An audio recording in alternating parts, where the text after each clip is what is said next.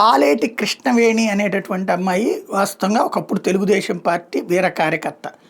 ఆ తర్వాత వైఎస్ఆర్ కాంగ్రెస్ పార్టీ అధికారంలోకి వచ్చిన తర్వాత వైసీపీకి అనుకూలంగా మారింది. మొదట్లో వైసీపీకి వ్యతిరేకంగానే పోస్టులు పెట్టింది. ఆ తర్వాత నిదానంగా ఏదో తేడా వచ్చింది. తను వైసీపీకి అనుకూలంగా మారింది. తెలుగుదేశాన్ని తిట్టిపోయడం ప్రారంభించింది. సరే, విమర్శించడంలో తప్పులేదు, నిర్మాణాత్మక విమర్శలో తప్పులేదు, కానీ దూషణలు దుర్భాషలు లాంటివే తప్పు.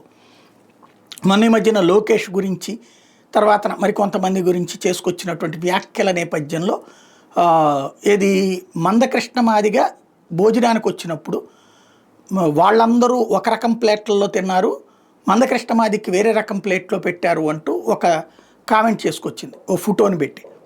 మందకృష్ణ మాదిగా అసలు అట్లాంటిది ఏమీ లేదు, మేమందరం ఒకటిగానే ఉన్నాం, అది తప్పుడు ఆరోపణ అని చెప్పుకొచ్చారు. ఆ కారణంగా ఇచ్చిన కంప్లైంట్ ఆధారంగా తనని అరెస్ట్ చేశారు. అరెస్ట్ చేసిన సందర్భంగా కోర్టులో మ్యాజిస్ట్రేట్ ఇంటి ముందే ప్రొడ్యూస్ చేస్తుంటారు, లేకపోతే కోర్టులో నేను ప్రొడ్యూస్ చేసే ముందు అక్కడ వీళ్ళు చెప్పుకోవడానికి ఉంటుంది. తనని తీవ్రంగా హింసించారని, తీవ్రంగా వేధించారని హైదరాబాద్లో ఇంటి దగ్గర నుంచి ఆమెను అరెస్ట్ చేసి తీసుకొచ్చారు.